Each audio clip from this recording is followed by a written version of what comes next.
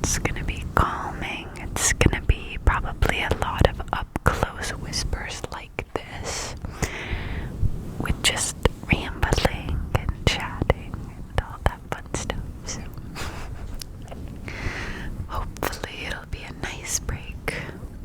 And as always, get yourselves nice and comfortable. Grab yourself some Halloween candy, a nice cup of coffee, tea, wine, whatever it may be, as we dive into today's video.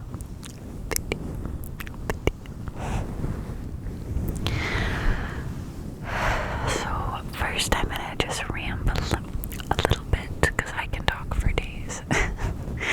Specifically going to talk about the videos that you guys are gonna see and that you have seen. So the next 3 videos are not ASMR. I wanted them to be, I found a way that they could be, and then one needed to be like regular, I guess. And so I just thought, screw it, I'm gonna make them all regular, like as originally I'd warned you. And they were really fun to make, but so difficult. I felt like I was screaming the whole time. And I felt like I was talking so fast, which was a weird feeling. But they are really fun, so give them a chance. The last one is quite spooky, and the other 2, they're really not. They're just kind of me chatting, and I wanted to stick on theme, but I didn't film them in order of how they're posted, so, and I didn't even know how I was gonna execute it, so in my videos I'm like, I don't know where this is gonna go. So hopefully that's more entertaining for you than annoying, because it was annoying for me, but obviously because I'm the one filming, editing, and posting them. But after those 3 is the final 3, which are entirely ASMR. And personally, I think they're quite spooky, but maybe that's just me. Maybe they're not even at all. I think they're cozy too, which is good, but you guys will see. But I would like to know so far, what was your favorite video character? I had a ton of fun with the Beetlejuice characters. As I filmed them before, I had pretty low hopes. I was like, Lydia filming it. I refilmed Lydia 3 times because I didn't know how it would go. But when it ended up being like a really slow, candle flickering video, I thought, wait, this is actually good. But I dreaded her and Barbara, and then after, I was so grateful they turned out the way they did. But I will say, the funnest video I had to make was Cousin It. When I'd started filming Cousin It, I didn't have any expectations other than, okay, they will be rambling just about like the family members, but as I got going, I was like, wait, you really only see it at parties. And I got the whole like Gretchen Wiener's thought in my head, and I went with it, and I think that was the most fun video I've made to date, but it was so stupid. I was like, what has my channel become? But it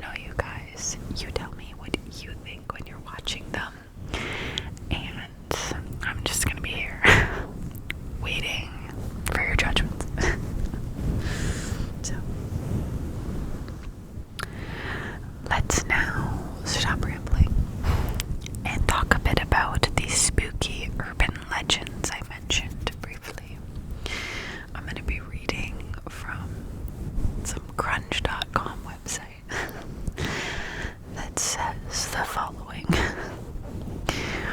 Welcome to the dark side.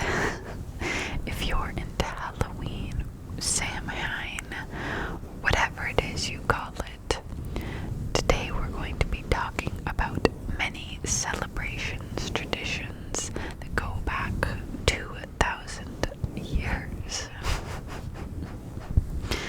So, like any other major holiday, Halloween has transformed to modern touches with remnants of the ancient traditions from before.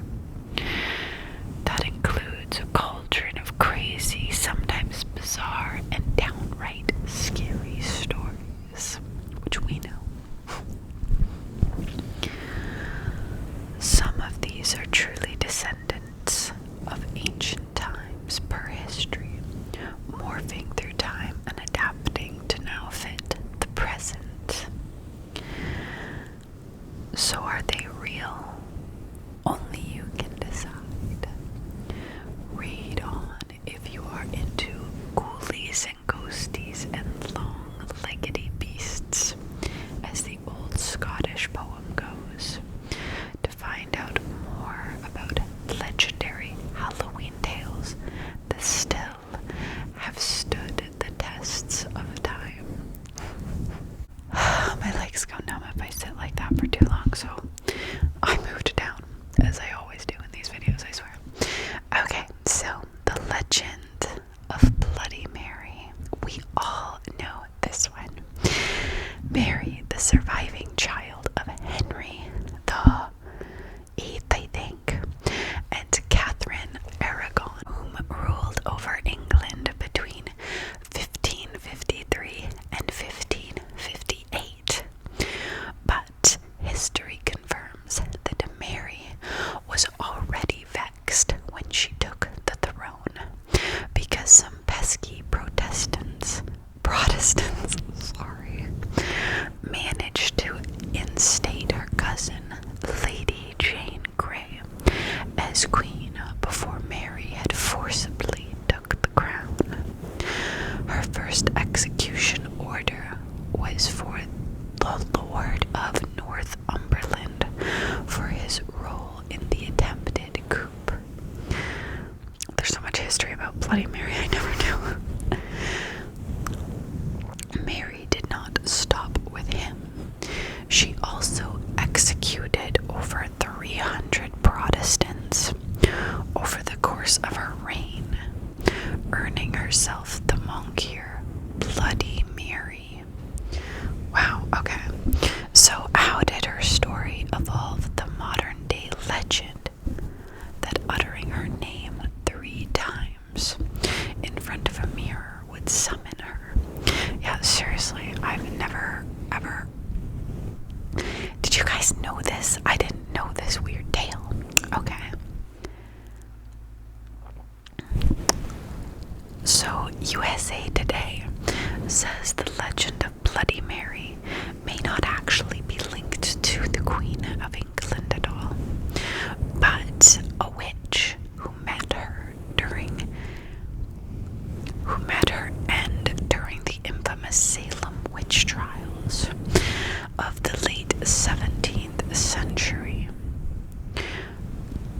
A variation of the story includes summoning the victim Mary Worth, but Stitcher confirms that there was no such name on the witch roster at Salem.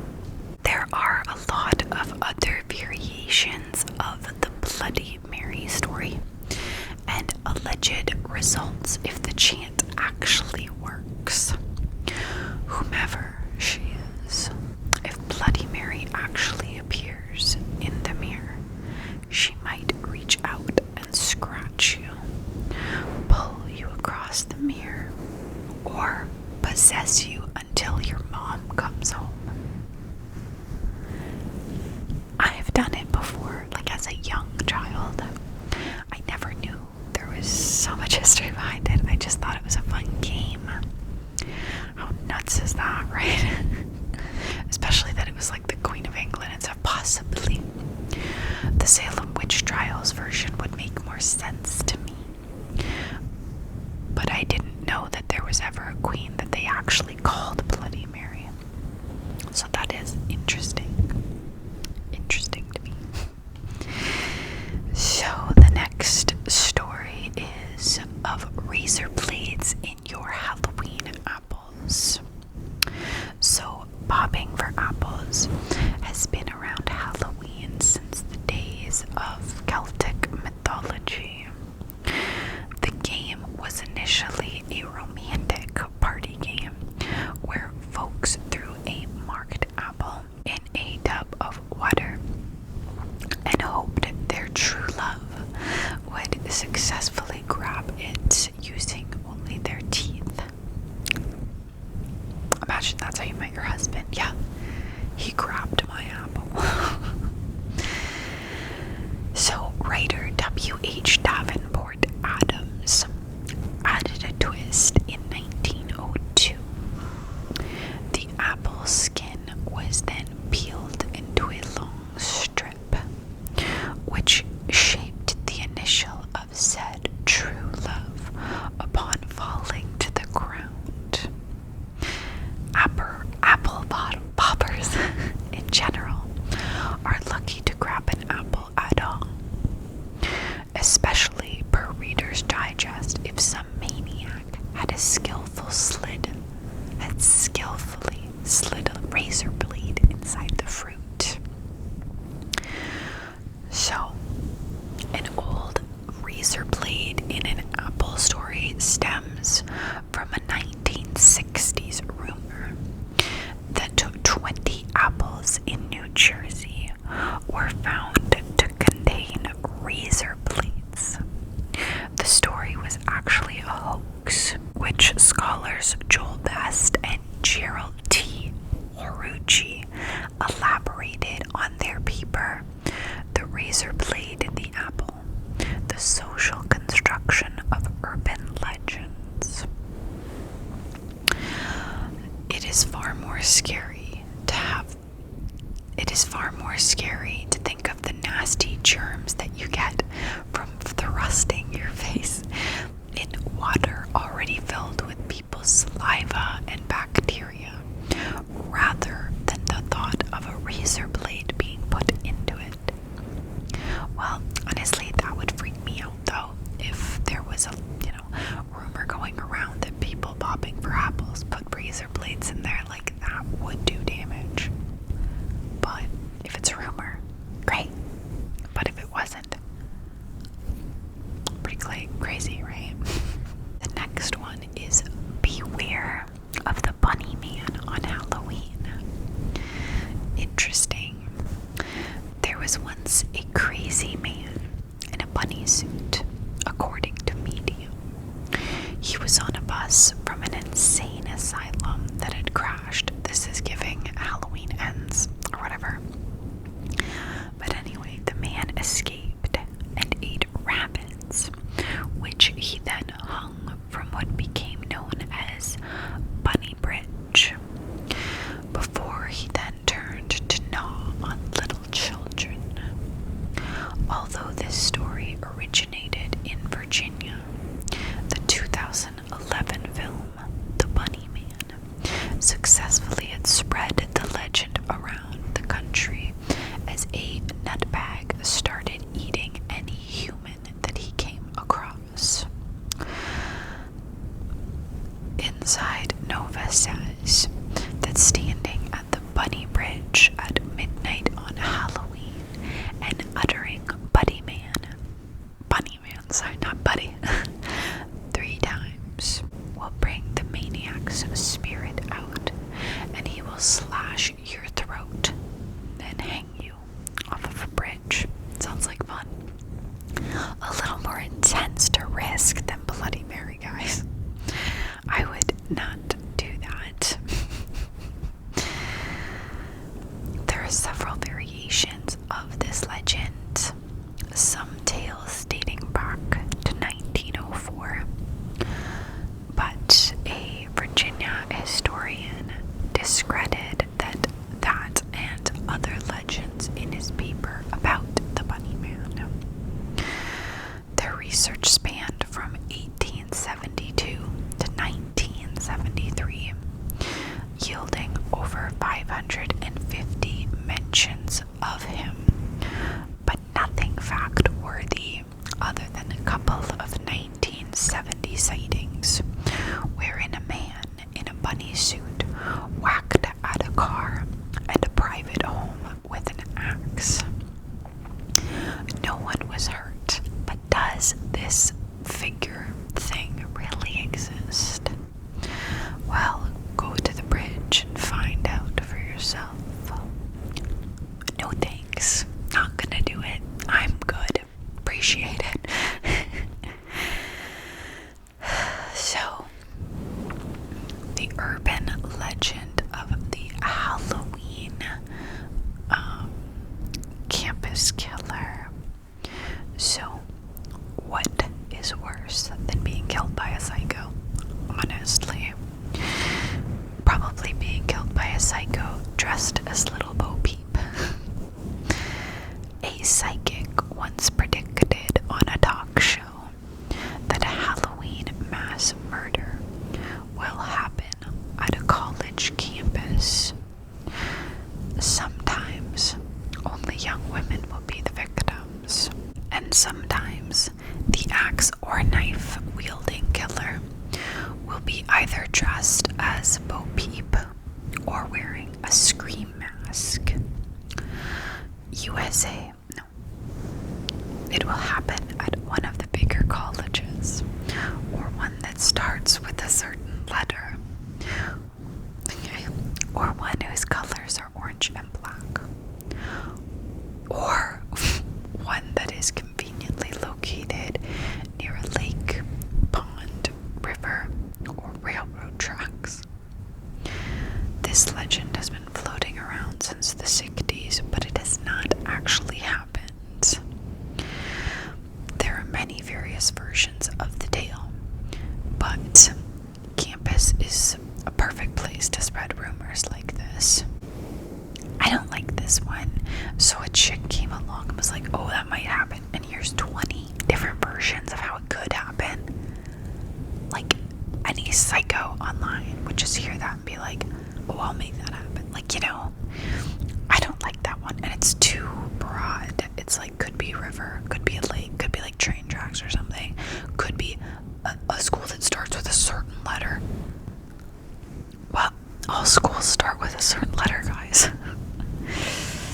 I don't know. That seems so silly, but anyway. Now let's talk about the light as a feather, stiff as a board legend.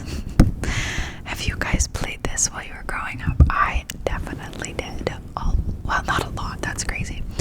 But I was always too scared to follow through, so like my friends would all play and I'd be just mortified and run away because I'd be like, witches! And it freaked me out, so silly. But this one is very specific and popular to girly sleepovers and has been for generations. The game is quite simple. One person lies on the floor with their arms crossed, and the others get on either side, sliding just 2 fingers underneath the body. Then someone will tell a story about an imaginary dead person or something like that, and start to chant, light as a feather, stiff as a board. The group will say it in unison while trying to lift said body off the floor. Rules have changed a bit since 1665 when Samuel Pepys actually witnessed 4 very young girls successfully levitate a small boy. Did he witness that, or, you know, were they just picking him up with their hands? But does this popular party game really work? Science says yes, it does. If the group concentrate as one mind, everyone lifting the same body in unison, each person is distributing the weight accordingly and they're small enough, then yes, you can easily lift someone with just your fingertips. There's a group of you, similar to when you're carrying a heavy weight of a grocery bag, you know. Have you guys played that before, and was it successful? I mean, intrigued by what you guys say below. And we're just gonna finish off this video talking about if Ouija boards really work on Halloween. So back in the 1980s, spiritualism was a highly popular pastime. Mediums, psychics, and seers dispensed advice like candy.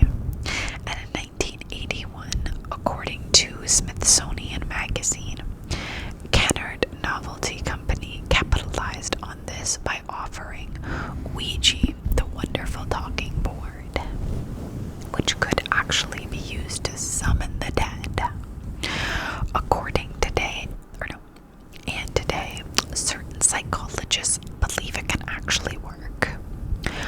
Although Park Brothers eventually got rights and made it into a game, thousands of stories are out there about this mysterious board.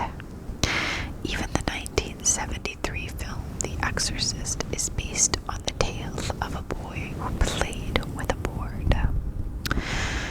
Indeed, spirits are sometimes associated with this tool,